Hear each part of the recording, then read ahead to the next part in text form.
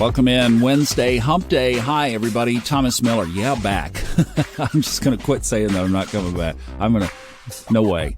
All right. So, possible Wednesday the 14th. How you doing? You making it okay through the week? We've got a couple of things that I just wanted to pop in here quickly, but they are both significant. So today is the first day that one leg of this multi-grand cross that we've been dealing with for 2 weeks falls away. That is, if you are considering a 5-degree orb on a square. All right, so those of you who spit your coffee, let me get that straightened up. First of all, what are we talking about? These four points that have been in square to each other, because it's multiple planets. Pluto is one, South Node is another. Just think of squares. These are on the corners. Pluto, South Node, Venus and Mars, North Node and Jupiter. This one is the square between the South Node in Scorpio and Mars and Venus in Leo. That's the leg we're talking about. The other squares, so from the South Node up to Pluto, and Pluto over to the North Node and Jupiter and the North Node down to Venus and Mars, are all still intact. So we're talking about one leg. But here's the deal. This thing has been so strong and so powerful that I want more than 5 degrees to break that leg off. And especially since Mars has been so predominant in this. There's been a lot of anger. Somebody on our Facebook group page posted about road rage and that they got pinned into a dead-end street and had to call the police and all this stuff. I mean, Mars, hello. Mars in Superfire Leo. But let's at least give it this. It is starting to deteriorate. Maybe give it 48 to 72 hours to completely clear. Now, the Astro Gold default setting for a square aspect is 5-degree orb. So between 5 and 6 this morning on my chart, that leg fell off because it crossed into 5 within 5 degrees. Their upper range default setting is 7 degrees for a square. So as we talked about the other day, that would be up to Friday. So that's where I'm saying is by the time we read Ray Merriman's Saturday article, that leg should be gone. So Mars is getting weaker. For those of you who have been experiencing it, let's just say that there's a little bit of relief there from Mars because remember, it was square over to the South Node in what? Scorpio. Ruled by what in ancient astrology? Mars, which is still connected to Pluto, which rules what in modern astrology? Scorpio. So you got all this Scorpio-Mars thing going in this big square. Well, one leg of that, one pole of that little tower is starting to collapse. Can I have a hallelujah?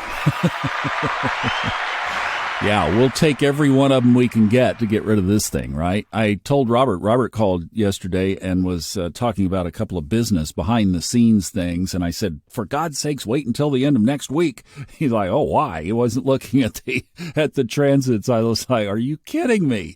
Listen to the Fun Astrology podcast. You'll know. All right, so we're getting better there, and I love this question that came in on SpeakPipe, because it is also looking ahead at another big thing that's going to be happening in the sky on Saturday.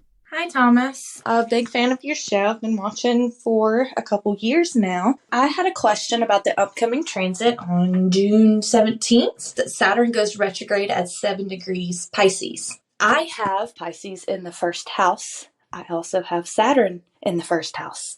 I just wanted to know if you had any input or thoughts on that. That's from Ashley. Ashley, thanks for that question. And there was more. She talked about her own chart, and we moved that piece over to our Discord channel. Kristen Lawhead runs that, and we have some great folks that are commenting on things like this, and the in-depth conversation continues. So Ashley agreed to put her chart up there, so we did, and Kristen grabbed a hold of that. So you can go to our Discord channel if you'd like to see more. The link to that, to the Discord group, is up at the top of the funastrology.com website. You'll see the social media icons up there. If you don't know which one it is, just keep clicking. Click all of them. Join them all. Love to have you. So here are the technicalities on this. Saturn goes retrograde Saturday, as we mentioned, at about 1:30 in the afternoon Eastern, and it will be at 7 degrees 13 minutes in Pisces.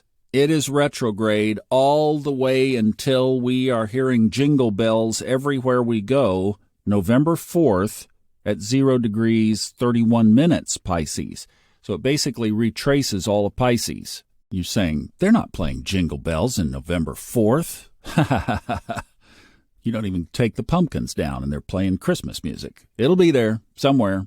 All right, so number 1, it's a long retrograde.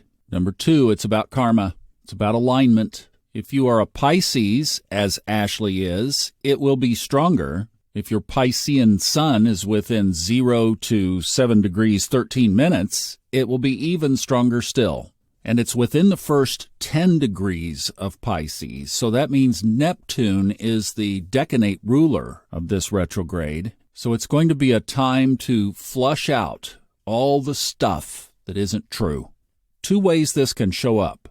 If you are living consciously and you are on your path and you are following some kind of spiritual practice, then you're going to dig into your life over those almost 5 months, and you're going to be pulling out all the weeds where you are not following truth, where you are being deceived, where you have allowed the wool to be pulled over your eyes, where there needs to be something just plain removed. Saturn is a symbolism of death. Well, it might mean that there are some things that need to just die and go away.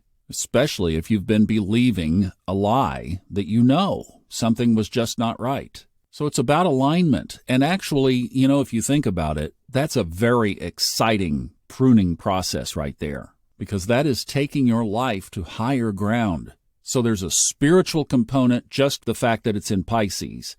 There's an added spiritual component because it's governed or ruled or overseen by Neptune. So those who are on a spiritual path and who do the work, you have to do the work or Saturn will come knocking on your door maybe. You will have a lot fewer weeds in your garden by the time this is over. And this is where I say, why not just jump in front of what is coming here and do the work, and then Saturn doesn't have to go ringing your bell. When Saturn shows up in a negative way, it's generally because of our own stubbornness or blindness. So know that this pruning is coming and actually be excited about doing the work, because this is really going to be cool, especially as we wrap up this year. Thanks for a great question, Ashley. More is over in Discord. Would love to have you join that conversation and contribute to Ashley's question as well. Have a great day. About a 95% chance back tomorrow.